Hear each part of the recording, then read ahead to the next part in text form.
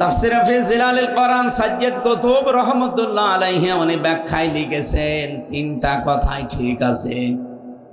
এক নম্বরে যে আল্লাহ বললেন হুদাল্লিন নাস, এই পৃথিবীতে যত মানুষ আল্লাহ বানিয়েছেন সবাইকে কোরআন হেদায়েত দিতে পারে, সে ক্ষমতা কোরআনের নেই। এই যে আছে বললেন, এটা কোথায় পেয়েছেন আপনি? যালিকাল কিতাবু লা রাইবা ফীহি, এখানে কিতাবের আগে আলিফ লাম আছে। বালাগাত মান্তেক যারা পড়ায় দেখবেন এখানে আলিফ লাম 4 প্রকার ব্যবহার হয়। এখানে যে আলিফ লাম দিয়েছেন নির্দিষ্ট করার জন্যে আল্লাহ রাব্বুল আলামিন বোঝাতে চেয়েছেন পৃথিবীর মানুষেরা, পৃথিবীতে একটাই কিতাব আছে যা মানুষকে হেদায়েত দেওয়ার ক্ষমতা রাখে। নাম কি? বলেন বলেন।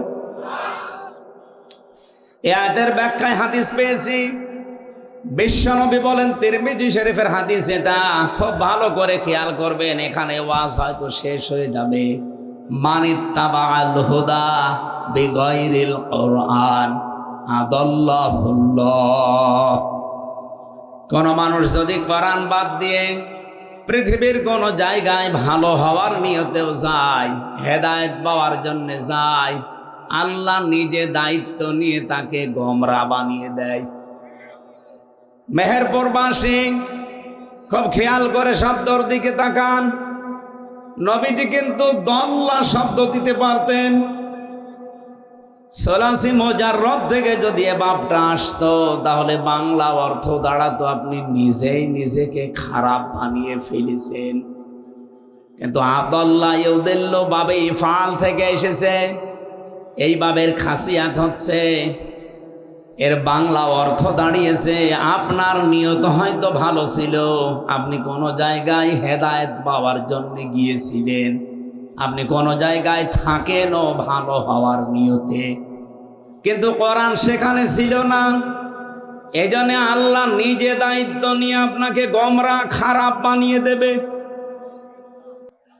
এ পর্যন্ত বুঝেছেন কিনা বলেন? না বুঝেন। শব্দটা কত ওজন আপনি টের পাচ্ছেন? এখানে ফাইল বা কর্তা সরাসরি আল্লাহ নিজে। আল্লাহ পাক বলেন নবীজির কথা, এটা আদাল্লাহুল্লাহ, আল্লাহ নিজে দায়িত্ব নেবে তাকে খারাপ বানিয়ে দিতে।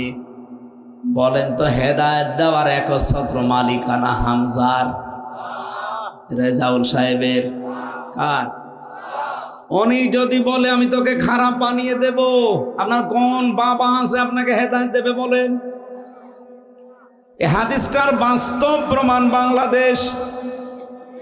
কে? আমরা আজ দেখি এই দেশে যেখানে কোরআন নেই, মানুষ সেখানে কিন্তু ভালো হওয়ার নিয়তে অনেকে যায়। যেমন কুষ্টিয়ার লালনের মাজার, আপনি যত মানুষ বাংলাদেশ সহ বিশ্বের বিভিন্ন দেশ থেকে আসে, আপনি জিজ্ঞাসা করে দেখেন কেউ খারাপ হওয়ার নিয়তে যায় না। যারা যায় ওখানে ভালো হওয়ার নিয়ত থাকে, যে আল্লাহর ওলির দরবারে এসেছি। কিন্তু কোরআন শরীফ সেখানে নেই, কোরআনের নিয়ম নীতি চলে না। এই জন্যে মানুষ যারা যায় তারা ভালো হওয়ার পরিবর্তে আরো খারাপ হয়। আগে বিড়ি সিগারেট খেত না, এখন খায়। আগে গাঁজা বুঝতো না, এখন গাঁজা খায়। আর বাংলাদেশে একটাই নিরাপদ জায়গা আছে যেখানে পুলিশ পাহারা দিয়ে গাঁজা খাওয়ায়, এই একটা জায়গায় আছে। অন্যান্য জায়গায় গাঁজা খেলে পুলিশ ধরে আপনারা জেলে দেবে। আর লালনের মাজারে যদি কেউ এরিয়ার ভেতরে গাঁজা খায়, পুলিশ বলবে বাবা খা, আমরা আছি। লোকটা যারা গিয়েছে ওরা কি ভালো হয়েছে না খারাপ হয়েছে? হাদিস এ পর্যন্ত শেষ না।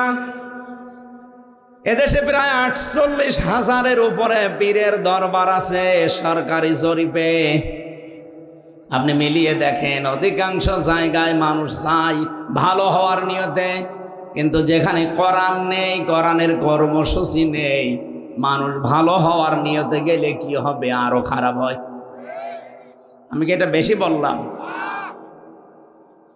তাহলে আজকে থেকে সিদ্ধান্ত নেওয়া যায় না, যেহেতু যালিকাল কিতাব, কিতাবের আগে আলিফ লাম দিয়ে আল্লাহ নির্দিষ্ট করে দিলেন, কোরআন বাদে পৃথিবীতে কোন জায়গায় গেলে আপনি হেদায়েতের পরিবর্তে আরো খারাপ হবেন। কেন?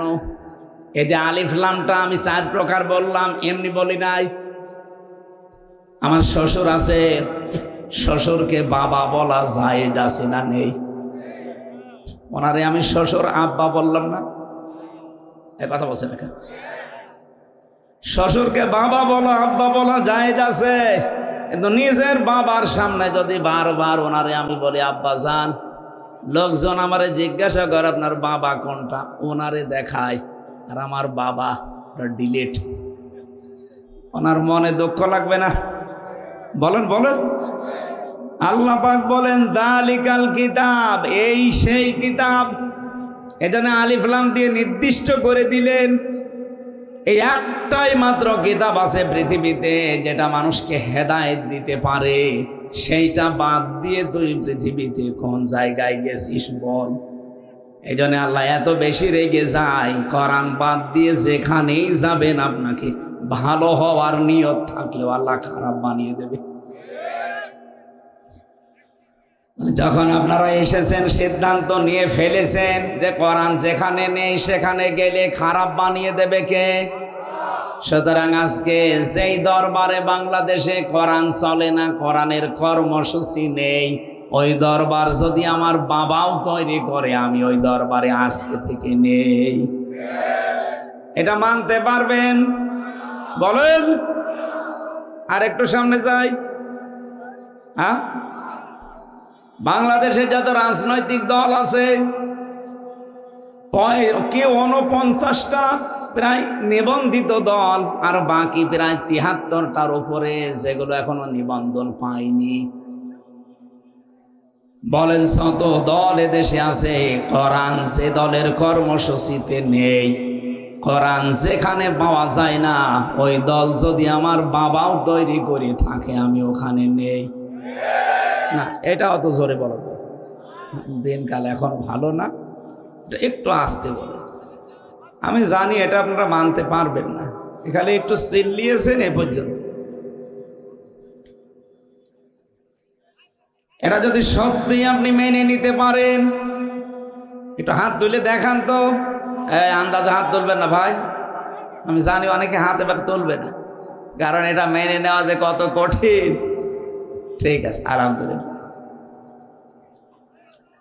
সে জন্মের পর থেকে একটা বিষয় শুনে আসতেছি যে তওবা কি, শোনেননি? ইস্তেগফার, তাওবা, এই দুইটার নাম আমরা সে জন্মের পর থেকেই পরিচিত। ইস্তেগফার এটা সব সময় আপনি করবেন, আর তাওবা যদি জীবনে কেউ করে, আল্লাহ পাক বলেন ওর পেছনের অপরাধগুলো শুধু মাফ করে দেই না, পুরা জায়গাটা ফাঁকা করে নেকি দিয়ে পাল্টিয়ে দেয়।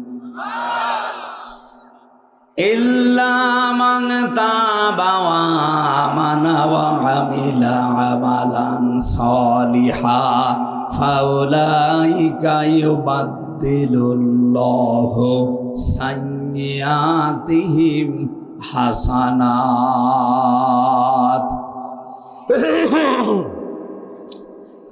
সূরা ফুরকানের 71 নম্বর আয়াতে আছে, 70 নম্বর আয়াতে আছে, আল্লাহ পাক বলেন যে লোকটা তাওবা করে, ঈমান আনার পরে ভালো ভালো কাজের আঞ্জাম দেবে বলে নিয়ত করে ফেলেছে, আমি আল্লাহ তার জন্য কি দেব জানো?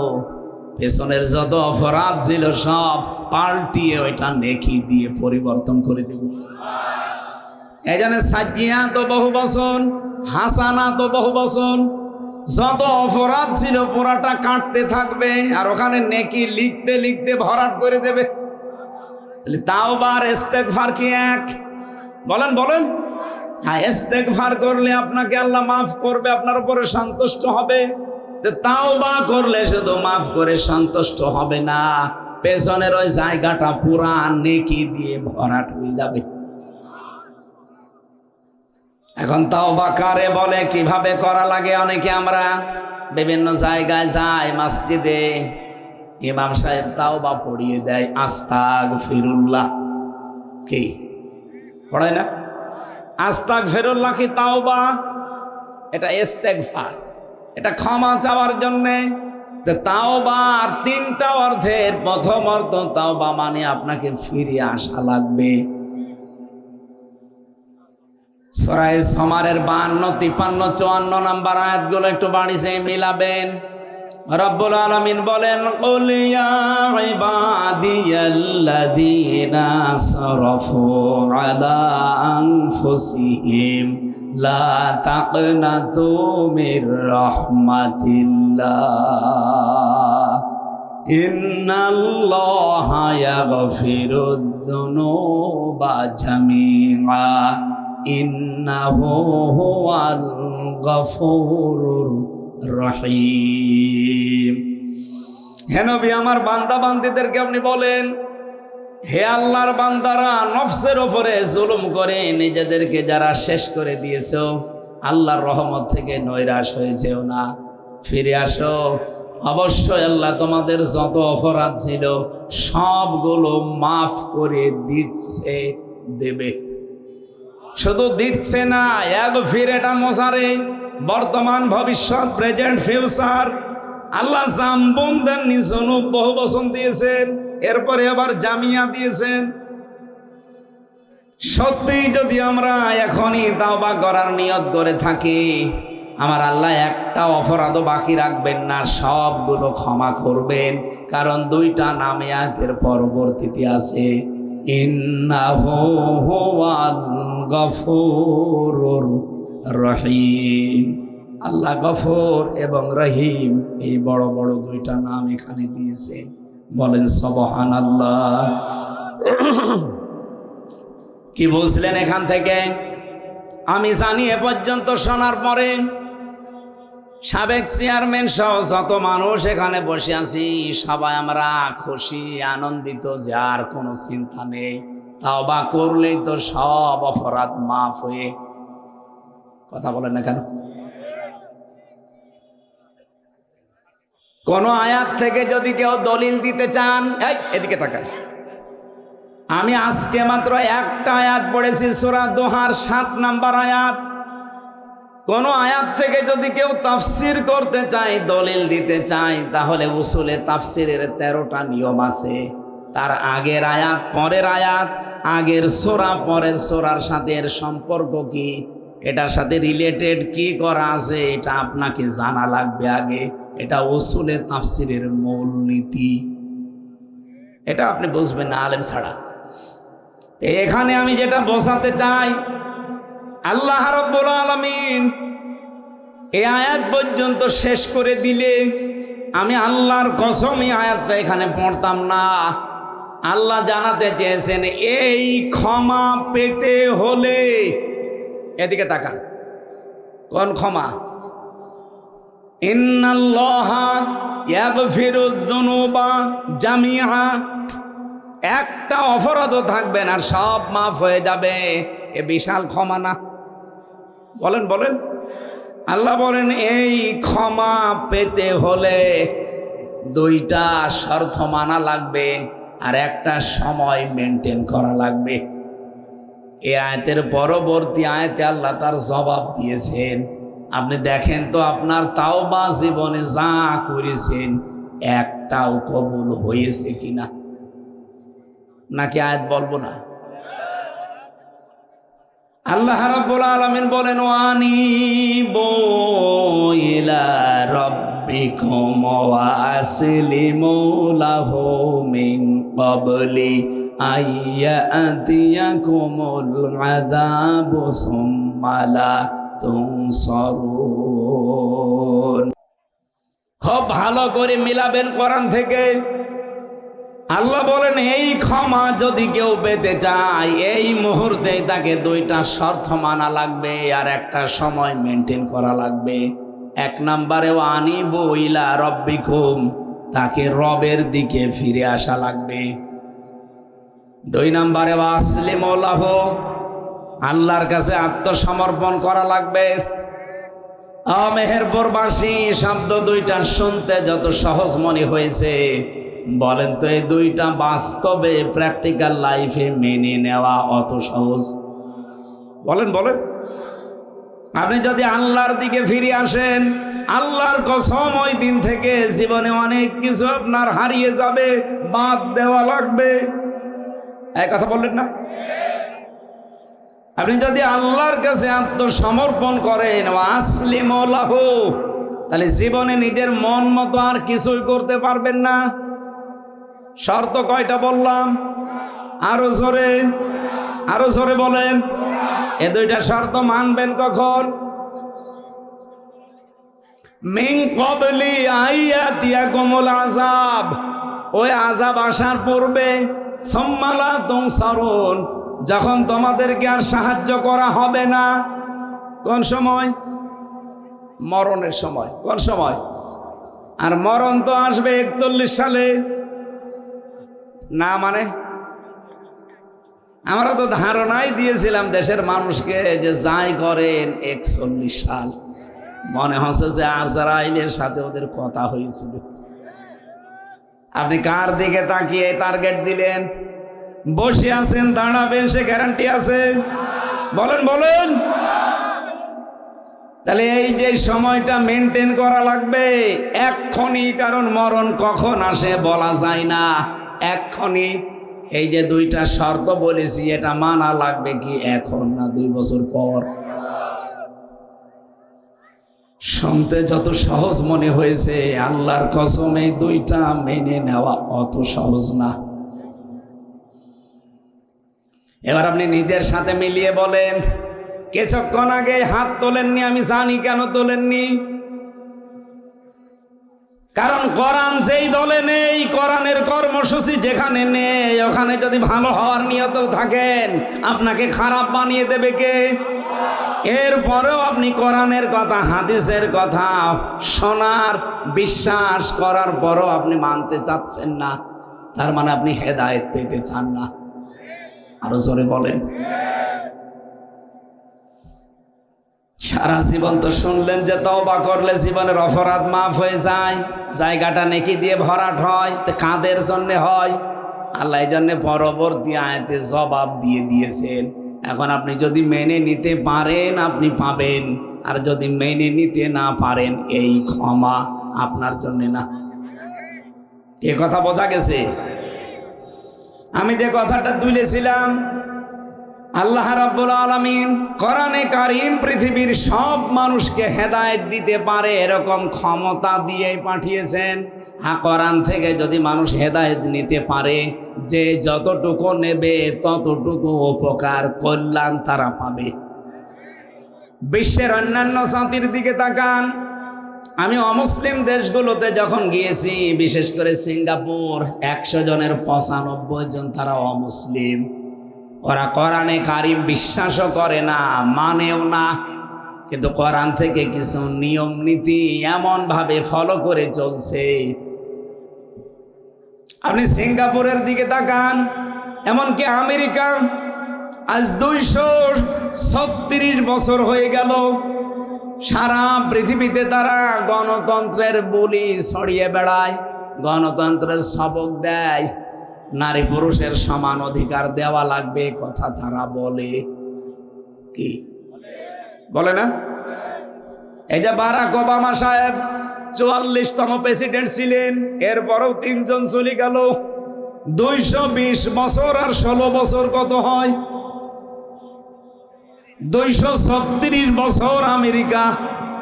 আজ পর্যন্ত আপনি কোনো দিন কোরআনে কারিমের একটা আয়াত তারা ফলো করছে? সূরা নিসার 34 নম্বর আয়াতটা, আর-রিজালু কাওয়ামুনা আলান নিসা। রব্বুল আলামিন জানিয়েছেন পৃথিবীতে পুরুষেরা হবে নেতৃত্বদাতা আর মেয়েরা হবে তাদের আজ্ঞাবহ। কি বলেন বলেন?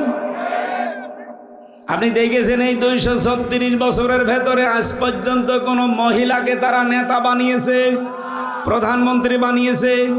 নেই। কেন বানায় না? এই আয়াতের পক্ষে একটা হাদিস আমি পেয়েছি। ক্বালান নাবিয়্যু সাল্লাল্লাহু আলাইহি ওয়াসাল্লাম, লা ইউফলিহা কওমুন আল্লাহু আমরাহুম ইমরাতুন, বুখারী শরীফের হাদিস। নবীজি বলেন লা ইউফলিহা, মজারের আগে লান আসলে বাংলা অর্থ হয় কখনোই হবে না। নবীজি গ্যারান্টি দিলেন কখনো ওই জাতি সফল হচ্ছে না, হবে না। যারা তাদের দায়িত্বে কোনো মহিলাকে অর্পণ করেছে, আমেরিকা এটা নবীর কথা বিশ্বাস করে না, মানে না।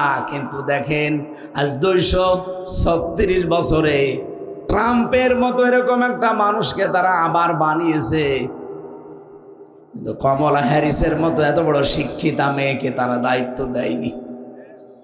তারা বিশ্বাস করে এতটুকু যে মহিলারা নেতৃত্বে আসলে ওই জাতি কোনোদিন সফল হতে পারে না।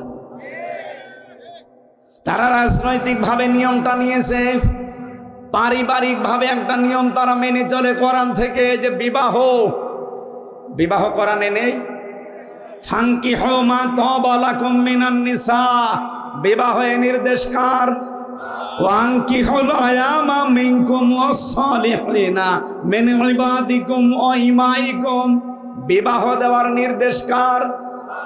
রাসূলুল্লাহ বলেন আন নিকাহু মিন সুন্নতি ফামান রাগিবা আন সুন্নতি ফালাইসা মিন্নি, বিবাহ করা আমার সুন্নাত, যারা বিবাহ করার সুন্নতটা মানে না, আমি নবী বলছি ওরা আমার উম্মত না।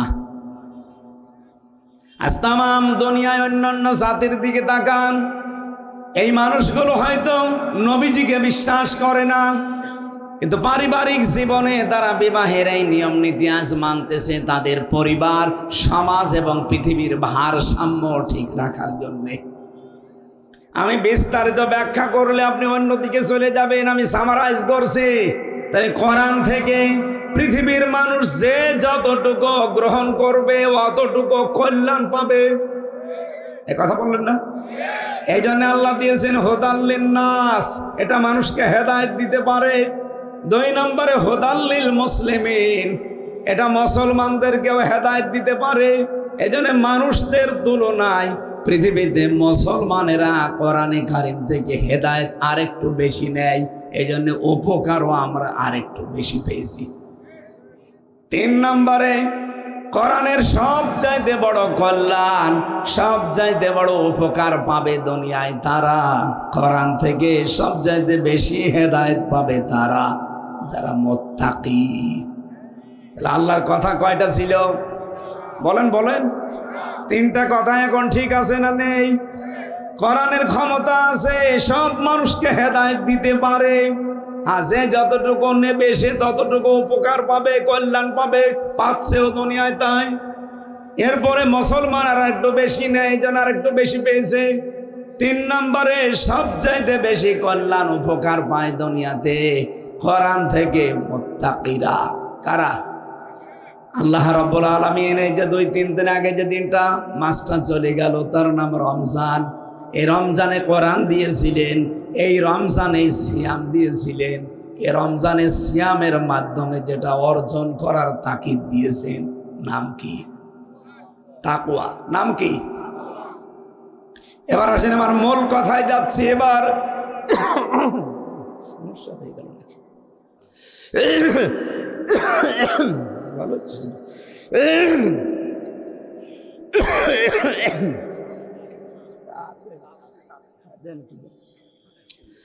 সুবহানাল্লাহ আলহামদুলিল্লাহ লা ইলাহা ইল্লাল্লাহ।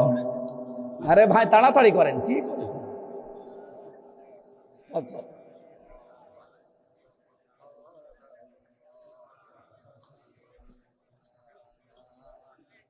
ঠান্ডা হয়ে গেছে। লা ইলাহা ইল্লাল্লাহ মুহাম্মাদুর রাসূলুল্লাহ। মেহেরপুরবাসী, পৃথিবীতে আল্লাহর সবচাইতে বড় দয়ার কথা বলেছিলাম কয়টা? আরো জোরে বলেন। 1 নম্বরে কোরআন, 2 নম্বরে রাসূলুল্লাহ। লাকাদ মান্নাল্লাহু আলাল মুমিনিন অবশ্যই আল্লাহর পক্ষ থেকে মুমিনদের উপরে বড় অনুগ্রহ দয়া মানান, তার নাম রসুল। তার নাম কি? 3 নম্বরে আমাদের জন্য সব চাইতে বেশি আল্লাহর পক্ষ থেকে 3 নম্বরে দয়ার নাম হচ্ছে মা আর বাবা। এই 3টা দয়ার সাথে সঠিক ব্যবহার করার তৌফিক কামনা করছি, বলেন আমিন। এত পর্যন্ত যা শুনলেন এই আধা ঘন্টা, এর সামারাইজ হচ্ছে এইটা যে কোরআন যেখানে নেই, সে যেই হোক, আমি আজকে সিদ্ধান্ত নিয়ে ফেলেছি আমি ওখানে আর থাকবো। বলেন বলেন আলহামদুলিল্লাহ। সেই কোরআন থেকে সূরা দোহা 7 নম্বর আয়াত পড়েছি। আমাদের আলোচনার বিষয় আমরা আগেই জানিয়েছি, হেদায়াত। নাম কি? আরো জোরে বলেন। এটা যে কত বড় গুরুত্বপূর্ণ একটা নিয়ামত। আপনি হেদায়েত না পেলে জান্নাতের আশা করতে পারেন না। হেদায়েত মানব জীবনের জন্য সব চাইতে বড় জরুরি একটা বিষয়। এই পৃথিবীতে আল্লাহ কারো হাতে এইটা দেননি, এমনকি রাসূলুল্লাহকে আল্লাহ এটা দেননি। হেদায়েত দেওয়ার দায়িত্ব রাসূলুল্লাহর ছিল।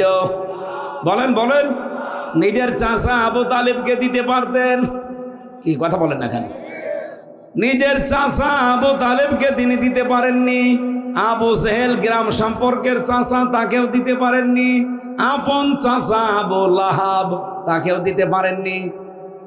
কিন্তু 2 জনকে আমার আল্লাহ দিয়েছিলেন, হযরত আমির হামজা আর হযরত আব্বাস রিদওয়ানুল্লাহি তাআলা আলাইহিম আজমাইন। বলেন আমিন।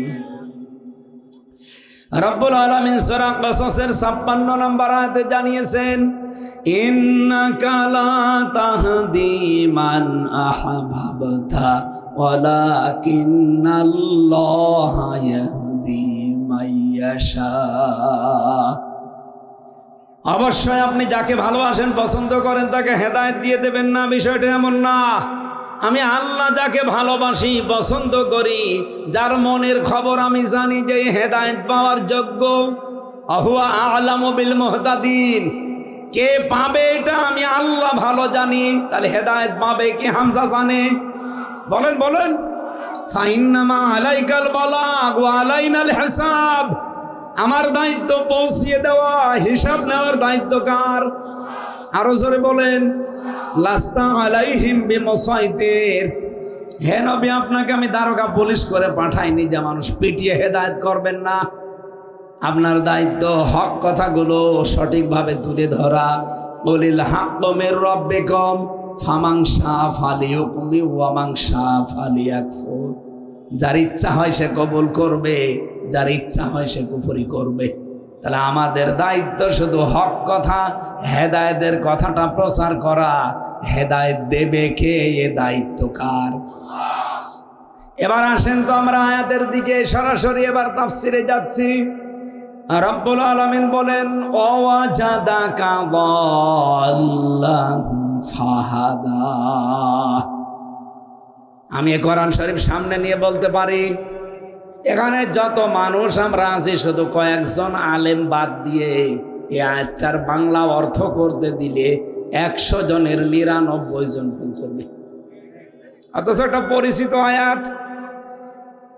এই যে ঠিক বললো পেছনে যে ওটা ফাসেল পাস, ওরে আপনি এখন এই আয়াতের বাংলা ব্যাখ্যা করতে দেন। আমার যতটুকু বিশ্বাস, এরকম যত মানুষ আছি, শাব্দিক অর্থের দিকে খেয়াল করে দেখবেন 100 জনের 99 জন ভুল করবে। যেটা রসুলের শানে, খুব খেয়াল করে আপনাকে এটার বাংলা অর্থ বের করা লাগবে। আমি বাংলা বলছি, আপনি মিলান তো। এইভাবে করে ডক্টর মিজানুর রহমান আজহারি কিছু শব্দের বাংলা অর্থ করার কারণে আজ সারা পৃথিবীতে বাংলা ভাষাভাষী যারা আছে তাদের কাছে উনি এখন কালার হয়ে গেছে। রাসূলুল্লাহর শানে একবার কাউবয় বলেছিল, যদিও শব্দটা ঠিক আছে, কিন্তু রাসূলুল্লাহর শানে শব্দটা মেলে না। কি কথা বলেন না কেন? এমন এমন কিছু শব্দ যে 6 প্যাক, এটা রাসূলুল্লাহর শানে ঠিক না, যদিও বিষয়টা তো ঠিক আছে, কিন্তু বিশ্বনবীকে আল্লাহ এত মর্যাদা দিয়েছে। কোরআন শরীফ চিন্তা ভাবনা করে পড়া লাগে, কথাটা কোনোদিন শুনেছেন? আফালা ইয়াতাদাব্বারুনাল কোরআন, কি হয়েছে তোমাদের, কোরআন নিয়ে কেন চিন্তা ভাবনা করো না? আচ্ছা তো আমিও সেই 5 পাস করার পর থেকে পড়ছি, কিন্তু এর ভেতরে যে এটা আছে আমি নিজের জীবনে এখন পেয়েছি। আপনি এখানে আল্লাহর বক্তব্য ছিল ফা ইন্না মাআল উসরি ইসরা, উসরির আগে আলিফ লাম আছে। আলিফ লাম 4 প্রকার হয়। এর 1 নাম্বার নির্দিষ্ট করার জন্য মারেফা বলা হয়। আপনি উসরির আগে আলিফ লাম দিয়ে আল্লাহ জানাতে চেয়েছেন বান্দা বান্দিরা অবশ্যই কষ্ট যদি দুনিয়ায় একটা পাও, ইসরা এটা নাকেরা, এটা অনির্দিষ্ট, একটা কষ্ট যদি দুনিয়ায় তুমি ভোগ করো আমি আল্লাহর জন্যে, ইসলামের জন্যে, মানবতার জন্যে, সামনে তোমাকে হাজারো কল্যাণ আমি আল্লাহ অবারিত ফ্রি করে দেব। এই জন্য দুনিয়াতে দেখবেন মানবতার জন্যে, ইসলামের জন্যে, আল্লাহর জন্যে যারা একটা কষ্ট সহ্য করে ভবিষ্যতে তার জন্যে হাজারো সহজ কল্যাণ এই পথগুলো আমার আল্লাহ নিজে খুলে দেয়। আমি প্রথম যখন জেলখানায় গিয়েছিলাম আমার সময় 10 সাল, যারা জেলে দিয়েছিল ওরা আমাকে অপমান করার জন্য ট্যাগ দিয়েছিল যে শিবিরের ক্যাডার, রক কেটে বেড়ায়। অথচ যে ডাহা মিথ্যা কথা আজ বাংলাদেশ অলরেডি প্রমাণ পেয়ে গেছে। শিবির যে রক কাটে এটা শয়তানও বিশ্বাস করে। রক যারা কাটে তারা আজ নিষিদ্ধ। এই কথা বলছেন এখানে, রক যারা কাটে তারা নিষিদ্ধ না? ওই নাম দিয়ে এখন যদি রাস্তায় আসে জনগণই পিটিয়ে মেরে ফেলবে, প্রশাসন লাগবে না। অথচ সে 77 সাল থেকে শুরু করে 25 সাল পর্যন্ত এই মিথ্যা ট্যাগটা তাদের নামে দিয়ে সারা বাংলাদেশ সহ বিশ্বের মানুষের কাছে কালার করে রেখেছিল যে এরা রক কাটে। আজ পর্যন্ত একটাও প্রমাণ পাওয়া গেছে? কিয়ামত পর্যন্ত পাওয়াও যাবে না, কারণ এই ট্রেনিং এখানে দেওয়া হয়। বলেন, মানুষ এখন আর এটা খায় না। প্রথমে আমাকে যখন মসজিদ থেকে নিয়ে গেল ধরে, যে ওসি সাহেব নিয়েছিল, পরবর্তীতে ওসির দ্বারা আমি অনেক উপকারও পেয়েছি দুনিয়ায়। বলেন তো, ওরা আমাকে অপমান করার জন্য কষ্ট দিয়েছে। প্রথমে এই মিথ্যা মামলা দিয়ে প্রথমে হাজতে দিল থানার। অথচ আল্লাহ রাব্বুল আলামিন ওই দিন থেকে যে আস্তে আস্তে ওপরে তুলতে তুলতে আজ তামাম পৃথিবীর বাংলা ভাষাভাষী এমন কোনো মানুষ নেই যে আমির হামজা নামটা জানে না। মায়ের পেটের ভেতর থেকে বের হয়ে মনে হয় আমার নাম বলে। আমি বাইরের রাষ্ট্রগুলোতে ভাষা বুঝি না, অথচ ওরা আমার কণ্ঠ দিয়ে মাহফিলগুলোকে কনভার্ট করে দেখি কোরআনের কথা শুনছে। তামিলনাড়ুতে গিয়েছিলাম, ভাষা ওদের যে তামিল ভাষা শয়তানও বুঝবে কিনা আল্লাহ জানে, এত কড়া। অথচ দেখি আমার তেলাওয়াত বাজতেছে, আমার ওয়াজগুলো কণ্ঠ কনভার্ট করে তারা শুনছে মসজিদে। এই কণ্ঠ তো আমার মনে হয় হ্যাঁ বাংলাদেশে আমির হামজা, অথচ আমি নিজে। ওই দিন যদি ওরা আমাকে অপমান না করতো, কষ্টটা না দিত, আমি ওই দিন একটা কষ্ট পেয়েছিলাম বিনা কারণে। মসজিদ থেকে হাতে হ্যান্ডকাপ দিয়ে যে কয়েকশো মানুষের সামনে থেকে যখন নিয়ে যাচ্ছিল, আমি অঝোর নয়নে ওই দিন কেঁদেছিলাম যে বিনা দোষে আজ এত অপমান হতে লাগলো। 10 সালে। এরপরেই যে সময় পাল্টানো আরম্ভ করেছে, এই একটা অপমানের কারণে, কষ্টের কারণে আল্লাহ এত বেশি সুখ খুলে দিয়েছেন, এত বেশি সুখের দুয়ার খুলে দিয়েছেন। একটার জন্য কমপক্ষে আমি 50টা উপকার পেয়েছি। সব চাইতে বেশি পেলাম এই যে কি 21, 22, 23 এই 3 বছর জেলে থাকার কারণে। আমার মতো কত হামজা দেশে আছে, শুধু আমার মনে হয় আজ এই জেলে যাওয়ার কারণে আর এই কষ্টটা পাওয়ার কারণে আজ বাংলাদেশের সব মানুষের ভেতরে একটা সিম্পিতি আল্লাহ তৈরি করে দিয়েছে। আমার আদর্শ হয়তো তারা মানে না, বিশ্বাসও করে না, কিন্তু কথাগুলো দেখি গোপনে গোপনে শুনতেছে। কি বুঝলেন এই আয়াত থেকে? আমি তাফসীরের মূল নীতি বলছিলাম, আগের সূরা পরের সূরার সাথে একটা মিল আছে। এবার আসেন আমরা সূরা দোহায় যাচ্ছি, বিশ্ব নবীর কাছে হযরতে জন্দুব, বিশেষ করে তার নাম হযরতে আবু যর গিফারি রাদিয়াল্লাহু তাআলা আনহু, তিনি বলেন নবীজির কাছে প্রায় 17 দিন, কেউ কেউ লিখেছে 40 দিন ওহী আসা বন্ধ ছিল। নবীজির মন খারাপ হয়ে গেল, তিনি দুশ্চিন্তায় পড়ে গেলেন যে ওহী আসে না কেন। হঠাৎ করে আবু লাহাবের স্ত্রী, নবীজির আপন চাচী, নাম তার উম্মে জামিল, নাম কি, এই মহিলা মানুষের কাছে ছড়ার আরম্ভ করেছে যে মুহাম্মদের কাছে যে শয়তানটা আসতো সে তাকে ত্যাগ করেছে, ছেড়ে দিয়েছে। নবীজি ভারাক্রান্ত হৃদয়, এত কষ্ট পেয়েছিলেন ওই দিন। রব্বুল আলামিন একটা দুইটা দিন না 17 দিন, কেউ বলেন 40 দিন পরে সূরা দোহাটা আল্লাহ নাযিল করলেন। ওয়াদ-দুহা ওয়াল-লাইলি ইযা সাজা।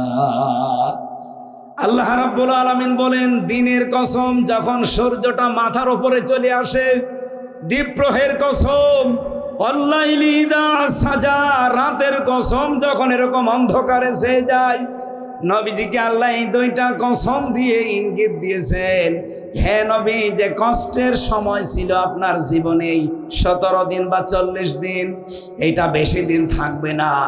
আপনি যেহেতু কষ্ট করেছেন, এই কষ্টের জন্যে এরকম হাজারো সুখের রাস্তা আমি আল্লাহ পরবর্তীতে খুলে দিচ্ছি। আর যারা এতদিন এরকম আনন্দের রাস্তায় ছিল, এই মানুষগুলোকে একটা আনন্দ যারা অবৈধভাবে ভোগ করেছে, তাদেরকে আমি আল্লাহ কমপক্ষে একটার জন্য 70টা কষ্টের ভেতরে ফেলে দেব। এই 15.5 বছরে যারা এক একটা আনন্দ পেয়েছে অবৈধভাবে, আজ তারা 70টা বিপদে আছে। এই কথা বুঝছেন কেন? যারা পাহারা দিত হাসিনাকে, আপনি তাকান, একটা মানুষও পালিয়ে যাওয়ার সময় পায়নি সাথে, অথচ 5 তারিখের আগে তাকে পাহারা দেওয়ার জন্য যদি ডাক দিত, শুধু এই দেশে অন্তত 18 কোটির 9 কোটি মানুষ হলেও তাকে পাহারা দেওয়ার জন্য ভয়ে হলেও যেত। এমন পরিবেশ আল্লাহ তৈরি করে দিয়েছেন, পাহারাদার পর্যন্ত তার বিরুদ্ধে চলে গেছে। সে নিচে এসে বলেছে, দেখেন মাত্র 45 মিনিট, শেষে এসে বলেছিল মাত্র 5 মিনিট। 5 মিনিট সময় চেয়েও শেষে পায়নি, বলে না এক্ষুনি দেওয়া লাগবে। কারণ এতদিন পর্যন্ত অবৈধ সুখ যারা পেয়েছে, তাদের জন্য অবৈধ 70টা অশান্তি আল্লাহর সামনে তৈরি করে রেখেছে। এই জন্য সুখ যারা অবৈধভাবে এতদিন পেয়েছেন, 70টা অপমান আপনার সামনে আছে, এটা পাবেন, তারপরে সুখের আশা করবেন। এর নাম হলো লাইলি ওয়াল-লাইলি ইযা সাজা। তার চারিদিকে অন্ধকারে ছেয়ে গেছে, এমনকি প্রধান সেনা প্রধান পর্যন্ত তার কথা মানতে রাজি না। ঝামেলা করবেন, আপনিও মরবেন, আমিও মরব। নবীজিকে আল্লাহ সান্ত্বনা দিয়েছে, ওনারা এতদিন পর্যন্ত যেভাবে আপনাকে কষ্ট দিয়েছে, আমি এমন একটা জায়গায় নিয়ে যাচ্ছি, আপনি দেখবেন এই মানুষগুলোকে আমি আল্লাহ একটা অবৈধ সুখ ভোগ করার কারণে 70টা কষ্টের ভেতরে ফেলে দেব। এটা এ নির্দেশ কার? এটা যে কত বাস্তবের প্রমাণ আজ বাংলাদেশ। এই কথা বলেন।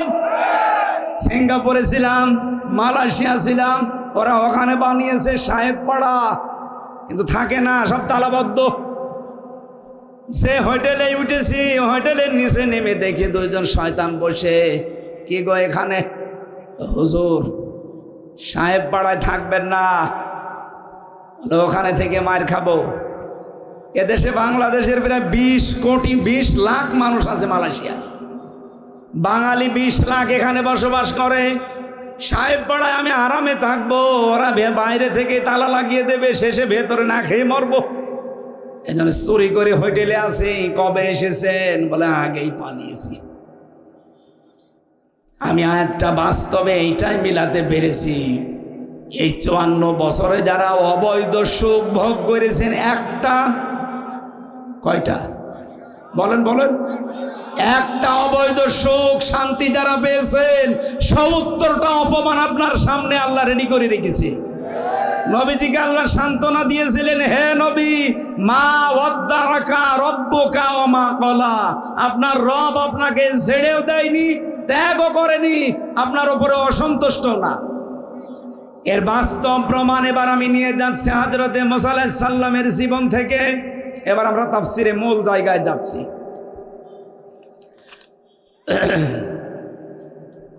আমি যেহেতু আন্দাজে যাটা বলছি না, সব আমি কিতাব থেকে তাফসীর থেকে নোট করেছি, আপনার শিক্ষার জন্য বলছি, খুব খেয়াল করে শুনবেন।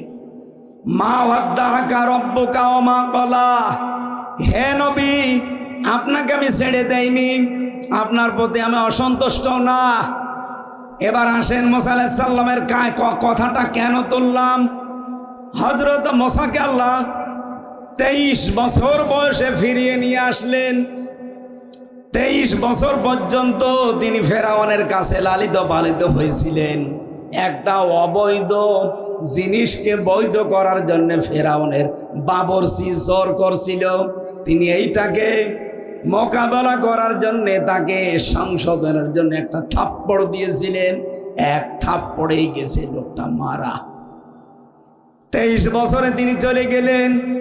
দেশ থেকে আবার যখন ফিরে আসলেন বিবাহ শাদী সন্তানাদি নিয়ে, আল্লাহ রাব্বুল আলামিন সঙ্গে সঙ্গে তাকে মিশরে আসার পরে বললেন, যাও ইযহাবে ইলা ফিরআউনা ইন্নাহু তাগা, ফেরাউনের কাছে যাও, সে স্বৈরাচার হয়ে গেছে, সে অবাধ্য হয়ে গেছে, সে সীমা লঙ্ঘন করে ফেলেছে। এবার আসেন এই তগার ব্যাখ্যাটায় দেন।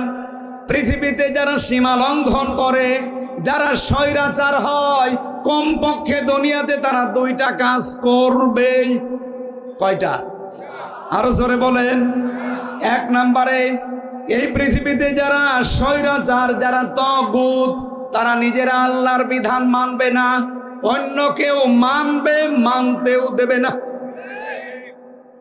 আপনি নিরপেক্ষ মন দিয়ে বলেন তো, এই 54 বছরের ভেতরে, বিশেষ করে এই 15.5 বছর, নিজেরা আল্লাহর বিধান মানতো না, কেউ মানবে, মানতেও দিত না। এখন যদি বলেন না ওরা মসজিদ বানিয়েছে এতগুলো, কে বলেছে আপনাকে মসজিদ বানিয়েছে? একটা মসজিদও নিজের টাকায় বানিয়েছে, সব সৌদি আরবের টাকা। ওদের ভেতরে দুর্বিসন্ধি ছিল যে এখান থেকে বসিয়ে আমার মন মতো যারা, এদেরকে ইমাম বানাবো, খাদেম বানাবো, মুয়াজ্জিম বানাবো, এখান থেকে আমার বাবার নামে এমন এমন কথা তৈরি করে তারা ডেলিভারি দিত। জাতির ভেতরে বিভ্রান্ত হওয়া ছাড়া কোনো শিক্ষা সেখান থেকে আমরা পাই। মন মতো আলেম তারা বসিয়ে রেখেছিল না এই মসজিদগুলোতে। হযরতে মুসা আলাইহিস সালামের জামানায় এরকম একজন আলেম নামে সালেম, বালাম বাওরা তার নাম। আল্লাহ তার কথা সূরা আরাফের ভেতরে 175 নম্বর আয়াতে আমাদের শিক্ষার জন্য তিনি জানিয়েছেন। আপনারা ওখানে দেখবেন কত সুন্দর করে একটা আলেম জালেম হয়ে গেলে কত নিকৃষ্ট হয়, আল্লাহ ওখানে উদাহরণ দিয়েছেন। আর 15.5 বছর এরকম নিকৃষ্ট আলেমদেরকে আমরা দেখেছি। বাতিলের জানার পরেও তারা 5 আটা গোলামি করে, তোষামদি করে, ভালো ভালো যারা এদেশের আলেম তাদেরকে জাতির সামনে কালার করে দিয়েছে। এই ফরিদউদ্দিন মাসউদ, আমি আর বাকি নামগুলো নিলাম না, আমার ঘৃণা করে ওদের নাম নিতে। আলেম এত নিচে নামে, এদেরকে দিয়ে খুতবা তৈরি করে বাবার নামে, ছেলের নামে, ভাইয়ের নামে এগুলো চালিয়ে দেওয়ার সিদ্ধান্ত। এই জন্যই 560টা মসজিদ তৈরি করেছিল। অথচ মসজিদের কাজ যা, কোনো কাজ ওখান থেকে আসে না। মসজিদের কাজ হবে ওখান থেকে হেদায়েতের বাণীগুলো ছড়িয়ে পড়বে। খারাপ মিনাল হুদা, নবীজি বলেন এমন একটা সময় পৃথিবীতে আসবে যে সময় মসজিদ ভর্তি হয়ে যাবে মানুষে, একটা মানুষও সেখানে হেদায়েত প্রাপ্ত থাকবে না। আমার মনে হয় সে সময় আসতে এখনো 2000 সাল বাকি, অলরেডি চলে এসেছে। মসজিদগুলো ভর্তি হয়ে যায়, মডেল মসজিদে যান জায়গা পাবেন না। অথচ ইমান নিয়ে টিকে থাকার মতো একটা মানুষের সেখানে আগস্টের 5 তারিখের আগে ছিল না। মসজিদগুলো ঝকমক করবে, দেখলে চোখ জুড়িয়ে যাবে, কিন্তু হেদায়েতের কথা সেখানে থাকবে না। ঠিক তাই হয়েছিল। এজন্য আমরা মনে করছি না ভালো ভালো কাজে আঞ্জাম তো দিয়েছে, এর বিপরীতে খারাপ যেগুলো ওগুলোর দিকে একটু তাকান। পৃথিবীর ইতিহাস যারা পাল্টিয়ে ফেলেছে তার ভেতরে অন্যতম আয়না ঘর। আপনি ভাবতে পারেন মানুষ কত নিচে নামলে এই অবস্থা মানুষের সাথে করতে পারে। এজন্য স্বৈরাচার যারা হয়, যারা তাগুত হয়, এদের প্রথম কাজ হয় নিজেরা আল্লাহর বিধান মানে না এবং অন্য কেউ মানবে মানতেও দিতে চায় না। 2 নম্বরে তাগুত স্বৈরাচার যারা, দ্বিতীয় কাজ তারা আইন তৈরি করে জনগণকে কষ্টে ফেলার জন্য। এ বাংলাদেশে 15.5 বছরে যতগুলো আইন তৈরি হয়েছিল, কোনটা মানুষের উপকারের জন্য? আপনি একটা আমারে বলেন। যতগুলো দিক বিভাগ আছে, একটা বিভাগ দেখান যে এখানে আইনগুলো বানিয়েছে মানুষের উপকারার্থে। সবগুলো মানুষকে কষ্ট দেওয়ার জন্য। 3 নম্বরে এইটা বলার জন্য আমি এ পর্যন্ত এসে যাই। বসেন। এটা সূরা মুমিনের ভেতরে 26 নম্বর আয়াতে পাবেন।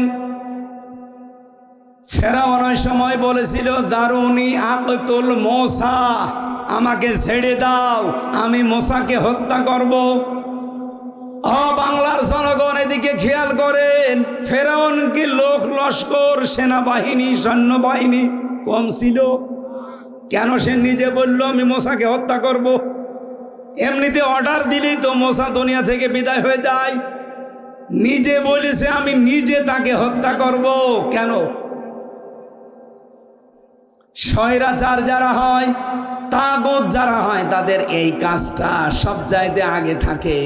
ও যখনই কাউকে বাধা মনে করে, সর্বপ্রথম তারে টার্গেট নিয়ে নিজে মেরে ফেলে।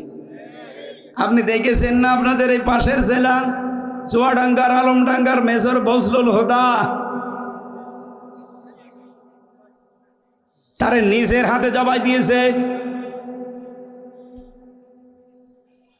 এই জন্যে স্বৈরাচার যারা হয় তাদের কিছু কিছু কাজ আর মানে এখান থেকে বোঝা যায় এই 15.5 বছরে যারা ছিল 100% তারা স্বৈরাচার। বলেন বলেন। হযরতে মুসা বললেন, আল্লাহ তুমি এমন জায়গায় আমাকে পাঠাও যে স্বৈরাচার কমপক্ষে 552 বছর একাধারে রাষ্ট্রীয় ক্ষমতায় আছে, ওই এত কঠিন ভাবে বসে আছে, ইউনিয়ন থেকে সংসদ পর্যন্ত সব জায়গায় তার লোক। আমি সেখানে যে করব কি? তুমি আমাকে প্রথমে একটা জিনিস দান করো। এই জন্য স্বৈরাচারের মোকাবেলা করার জন্য, এদিকে তাকান, আন্দাজে এটা বুঝবেন না। স্বৈরাচারের মোকাবেলা করার জন্যে, সীমা লঙ্ঘন যারা করে তাদের মোকাবেলা করার জন্য অস্ত্র লাগে না, তাদের মোকাবেলা করার জন্য অ্যাটম বোম লাগে না। সর্বপ্রথম যেটা লাগে তার নাম জ্ঞান, এলেম। হযরতে মুসা এইটা চেয়েছিলেন প্রথমে। এটা আপনি সূরা তহার ভেতরে পাবেন, রব্বি জিদনি ইলমা। জবান খুলে আয়াতটা পড়েন না কেন? রব্বি জিদনি ইলমা। হে আল্লাহ তুমি আমাকে জ্ঞান দাও, আমার জ্ঞানটা আরো বাড়িয়ে দাও। আমি নবী হিসাবে তো অবশ্যই তাওরাত পেয়েছি, জ্ঞান পেয়েছি, কিন্তু আমার জ্ঞানটা আরো বাড়িয়ে দাও। আপনি ঠিক দেখেন, এই দেশে যারা স্বৈরাচার ছিল তাদের বিদায় করার জন্যে সর্বপ্রথম এই আওয়াজটা তুলেছিল জ্ঞানের আওয়াজ। মেধা না কোটা? কথা বলছে না কেন? মেধা মানে কি? এইটাই তো এলেম, এইটাই তো জ্ঞান।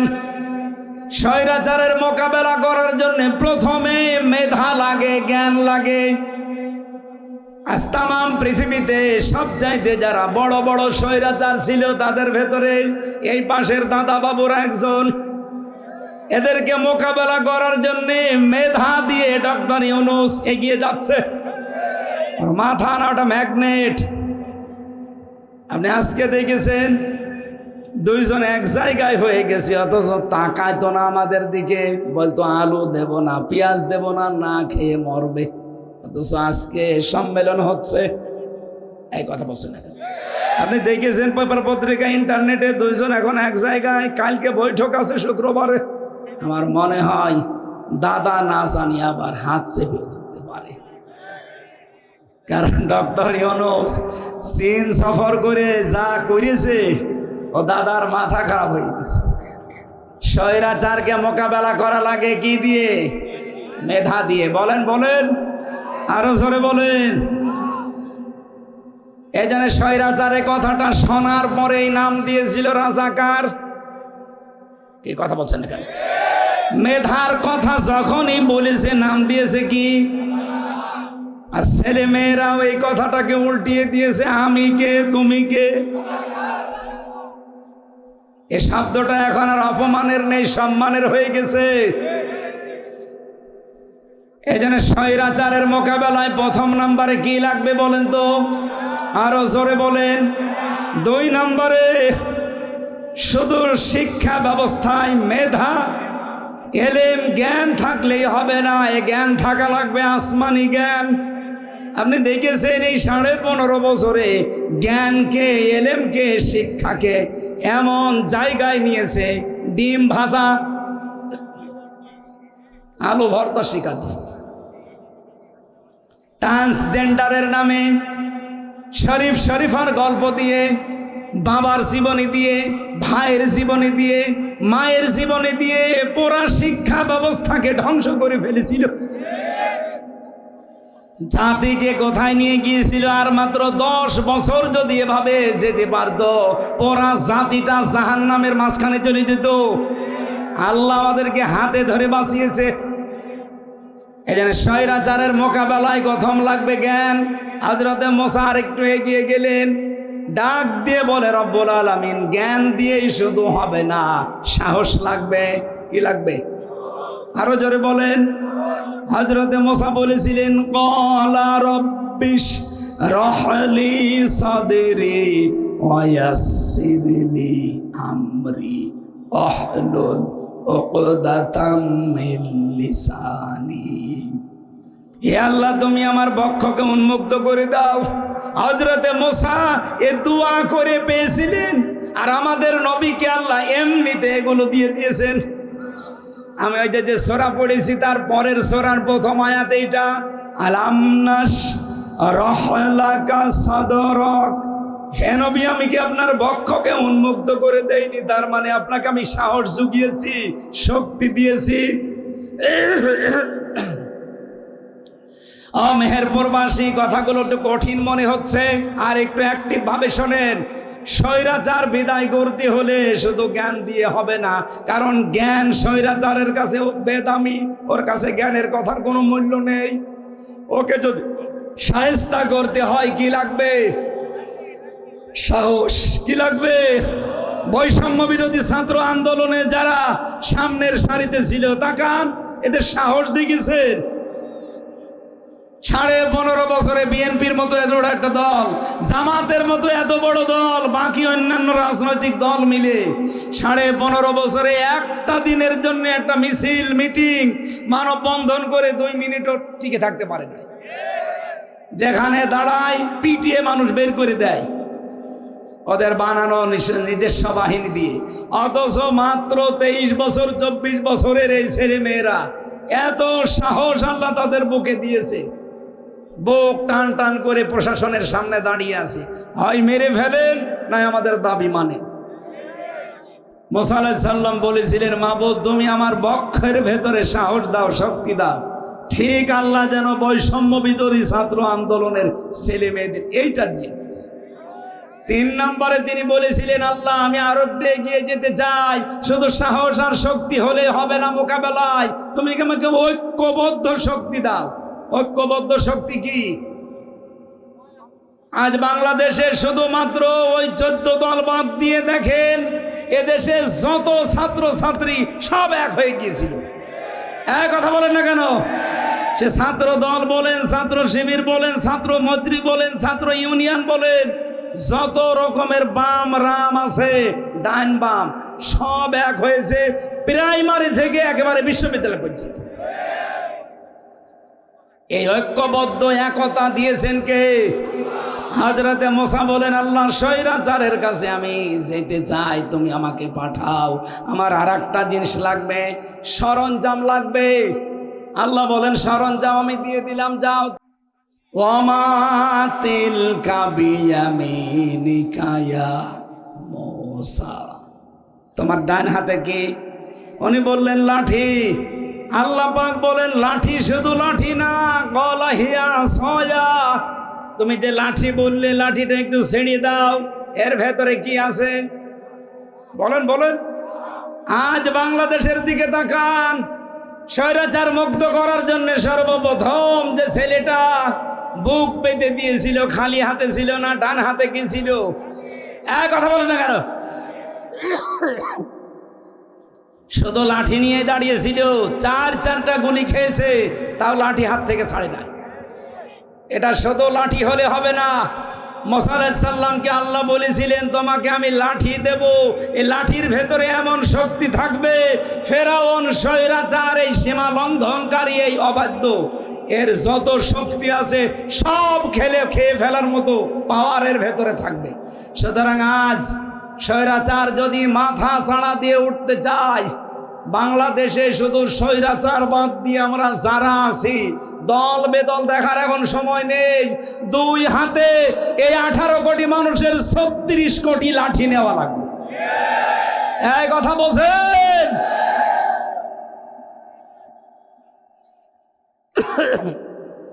কথা কি কঠিন হয়ে যাচ্ছে না বুঝতেছেন?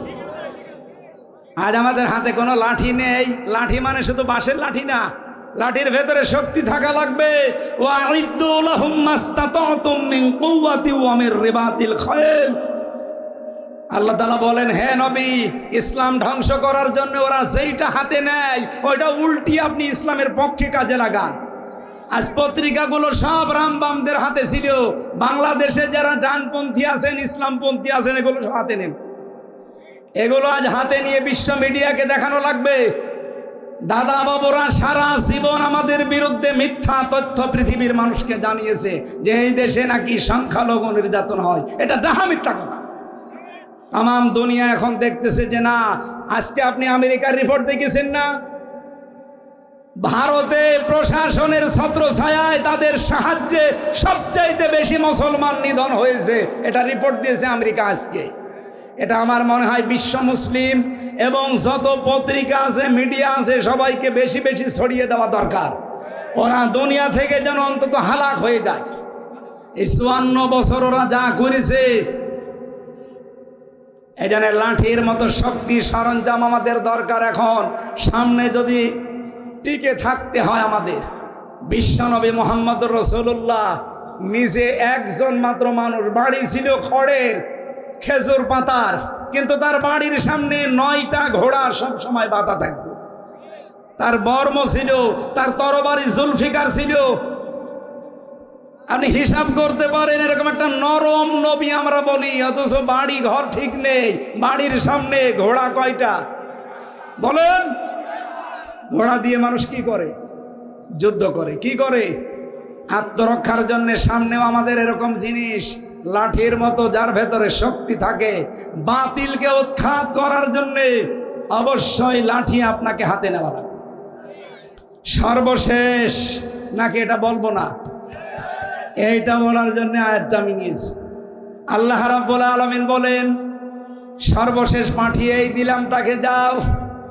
ময়দানে ছেড়ে দেওয়ার পরে দেখি হযরতে মুসা লাঠি ফেলার আগে তারা নিজেরা জাদুকরদেরকে দিয়ে পুরা ময়দান সাপ বিচ্ছু দিয়ে ভর্তি করে ফেলেছে। মানুষ হিসাবে তিনি প্রথমে ভয় পেয়ে গিয়েছিলেন। হযরতে মুসা ডাক দিয়ে বললেন, রব্বুল আলামিন। আল্লাহর সঙ্গে সঙ্গে জবাব দিয়েছেন।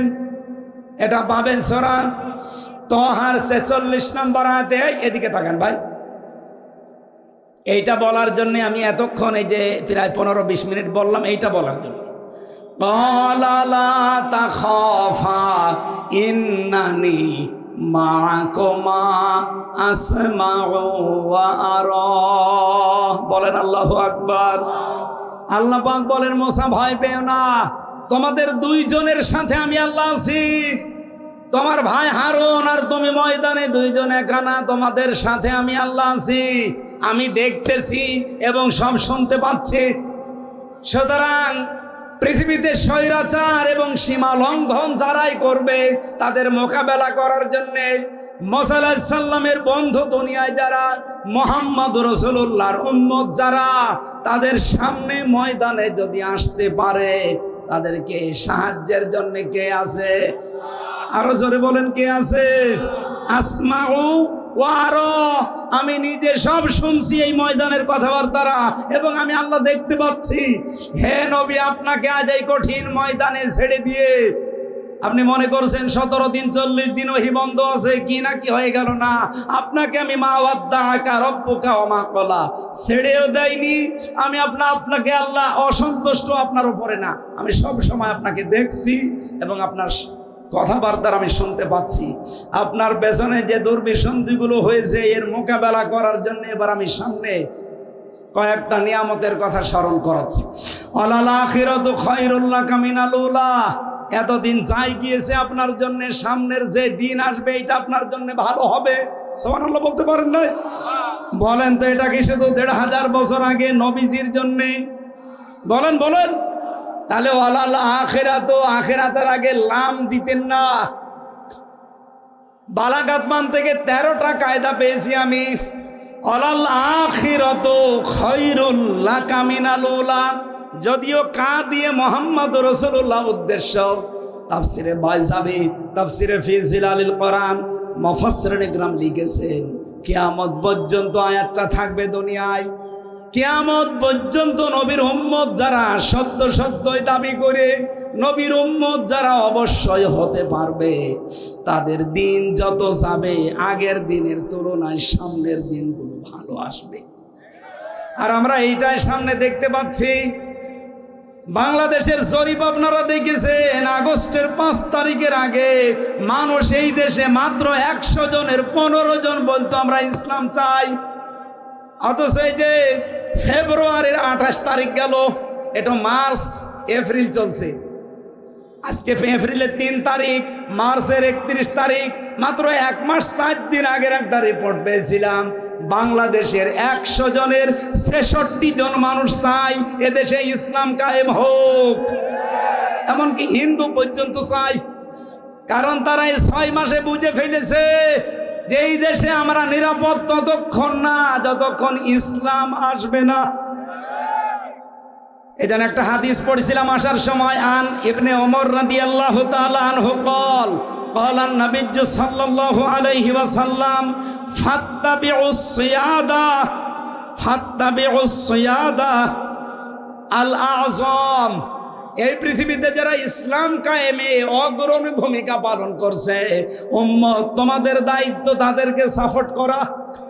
আজ বাংলাদেশে আমি বললাম না 73টা উপরে দল কাজ করছে, তার ভেতর প্রায় 26টাই ইসলামী দল।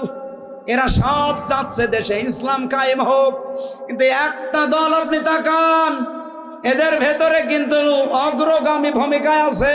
তাদের ভেতরে এমন এমন কিছু আছে তাদের দ্বারা ইসলাম কায়েম হওয়া সম্ভব। সুতরাং নবীর এই নির্দেশ আমাদের মেনে চলা দরকার।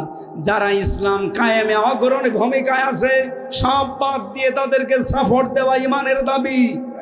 এখন আপনি কোন হুজুর নিয়ে এসে জিজ্ঞাসা করবেন করেন, আমি তো হাদিস আর কোরআনের আয়াত বলেছি। ওয়ালাল আখিরাতু খায়রুল লাকা মিনাল উলা। কোনো টেনশন নেই, কোনো চিন্তা নেই, দিন যা গেছে গেছে, সামনে যা আসবে ইসলামের বিজয় আসবে ইনশাআল্লাহ। আল্লাহ রাব্বুল আলামিন বলেন ওয়ালা সাউফা ইউতিকা রাব্বুকা ফাতারদা। হে নবী, আপনার রব অবশ্যই অতি শীঘ্র। লাম একটা, সাউফার একটা। লাম মানে অবশ্যই, সাউমা মানে অতি শীঘ্রই, অবশ্যই অতি শীঘ্রই এমন কিছু আপনাকে আমি আল্লাহ দান করব যাতে আপনি খুশি না হয়ে পারবেন না। আর বাংলার 18 কোটি মানুষ ততদিন খুশি হওয়া সম্ভব না যতদিন আল্লাহর এই কোরআন সংসদে যাবে না। এই কথা বলেন না কেন? মুসাফির অবস্থায় আছি।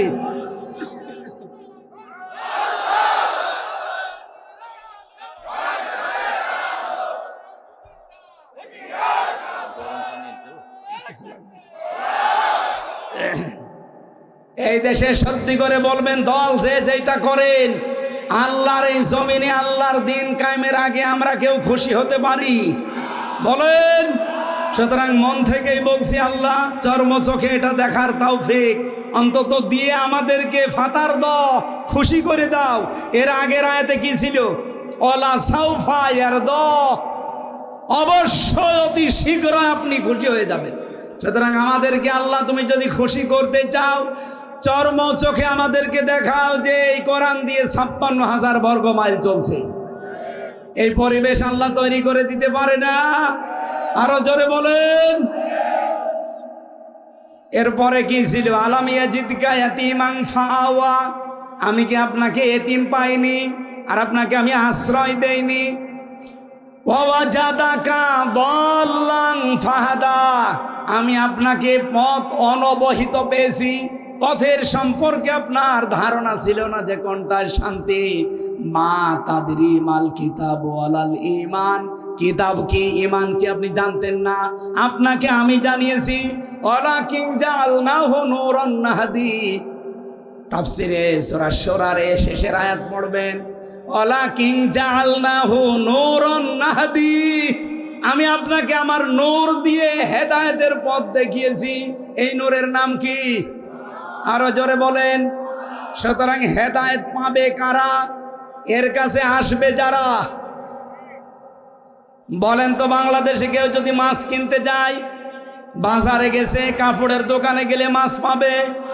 আরো জোরে বলেন। কেউ যদি কাপড় কিনতে চায়, মাছের দোকানে গেলে পাবে? এটা যেমন সহজে বুঝলেন। হেদায়েত পেতে হলে একটাই জায়গা আছে, তার নাম কোরআন। বাদ দিয়ে কোথায় দৌড়ান? সুতরাং হেদায়েত পৃথিবীতে পাবে তারা যারা কোরআনের কাছে আসবে। কোরআনের কাছে যারা নেই, সে আকাশ দিয়ে উড়ে যেতে পারে, ও হেদায়েতের উপরে নেই। এবার আসেন, হেদায়েত বঞ্চিত কারা? আমার কথা কি আমি বোঝাতে পেরেছি? সূরা তাহার যে আয়াত পড়েছিলাম, ওই জায়গায় আছে হেদায়েত বঞ্চিত কারা। আল্লাহ রাব্বুল আলামিন জানিয়েছেন,